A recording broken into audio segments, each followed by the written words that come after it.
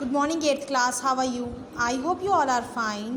बेटा आज हम पढ़ेंगे निबंध। सबसे पहले पढ़ेंगे कि हम निबंध क्या होता है, इसके कितने भाग होते हैं। निबंध उस गद्यांश रचना को कहा जाता है जिसमें विषय पर विचार प्रकट किया जाता है। मतलब ऐसा गद्यांश होता है, इसमें काफ़ी सारे गद्यांश होते हैं जिनके द्वारा हम किसी विषय पर अपने विचारों को प्रकट करते हैं। निबंध के 3 भाग होते हैं, आरंभ होता है, मध्य भाग होता है और अंत होता है। निबंध के आरंभ प्रभावशाली होना चाहिए, जिसे पढ़ने से पाठक के मन में उसको पढ़ने के प्रति रुचि उत्पन्न हो, और इसका आरंभ किसी उदाहरण से या किसी कविता की पंक्तियों से किया जा सकता है। मध्य भाग, निबंध के मध्य भाग में निबंध को पूर्ण रूप से विवेचन किया जाता है। निबंध के विषय वस्तु क्रमबद्ध रूप में प्रस्तुत की जाती है। अंत में निबंध का अंत और विषय वस्तु पर निष्कर्ष निकाला जाता है। निबंध लिखते समय निम्नलिखित बातों का ध्यान रखना चाहिए। पहला है बेटा, विषय के बारे में पूरी जानकारी होनी चाहिए।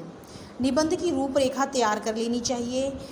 भाषा सरल और सुबोध, मतलब सिंपल लैंग्वेज होनी चाहिए। शब्द सीमा का ध्यान रखना चाहिए कि जितने शब्दों में निबंध लिखना है उन्हीं शब्दों में लिखना है। तर्कपूर्ण पद्धति अपनानी चाहिए, मतलब हर बात का तर्क होना चाहिए। निबंध में उदाहरणें अवश्य होनी चाहिए, इसमें कोई गलत सूचना नहीं देनी चाहिए। निबंध 4 प्रकार के होते हैं। वर्णनात्मक, इसमें देखी सुनी बातों का वर्णन होता है, मतलब ऐसी कोई बात जिसका वर्णन किया जाता है, जिसे हमने देखा है, ऐसे शब्द जो होते हैं, निबंध होते हैं, उन्हें वर्णनात्मक निबंध कहते हैं। जैसे नगर, दृश्य, पहाड़, ऋतु, नदी का वर्णन करना। विवरणात्मक, विवरणात्मक, इस प्रकार के निबंधों में घटनाओं, यात्राओं, संस्मरणों, उत्सवों, महापुरुषों का वर्णन किया जाता है, मतलब महापुरुषों के जीवन के बारे में या किसी घटना के बारे में बताया जाता है।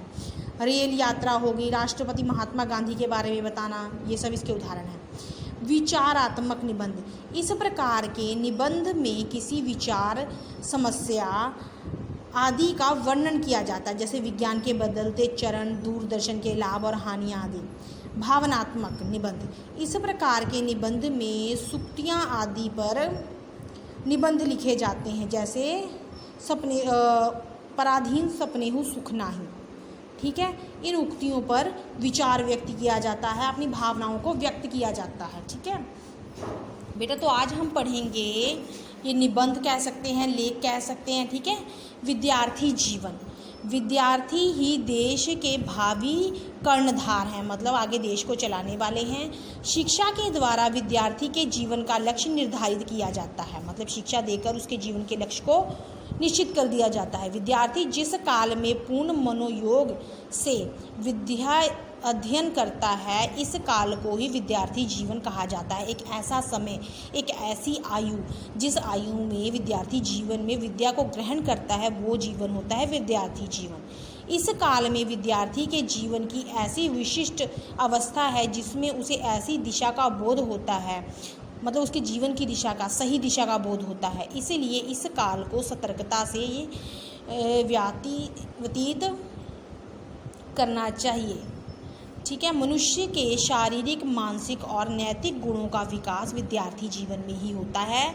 विद्यार्थी का उद्देश्य मात्र ज्ञान अर्जन करना नहीं होता, अपितु ज्ञान की वृद्धि, शारीरिक मानसिक विकास एवं चारित्रिक सद्गुणों की वृद्धि भी उसका ही लक्ष्य होता है। मतलब उसे सिर्फ विद्या नहीं ग्रहण करनी, अपने जीवन का विकास करना है, मानसिक तौर पर, शारीरिक तौर पर, चरित्र के तौर पर सद्गुणों को ग्रहण करना है। पाठ्य पुस्तक के अतिरिक्त जो भी उत्तम साहित्य उसे मिलता है, उसका विद्यार्थी अध्ययन करता है, वैसी ही शिक्षा वह ग्रहण कर लेता है। विद्या से उसमें आत्म सुधार की प्रवृत्ति बढ़ती है। विद्यार्थी जीवन में विद्या के साथ चरित्र का विकास भी होता है। महत्वपूर्ण स्थान चरित्रहीन व्यक्ति अपने जीवन में कुछ नहीं अर्जित कर सकता। चरित्र के द्वारा ही विद्यार्थी में अनेक सद्गुण होते हैं बेटा, अच्छे गुण का विकास होता है। हमारे पूर्वजों ने विद्यार्थियों के लिए आवश्यक गुणों की चर्चा करते हुए कहा है कि विद्यार्थी का प्रमुख कार्य विद्या का अध्ययन है।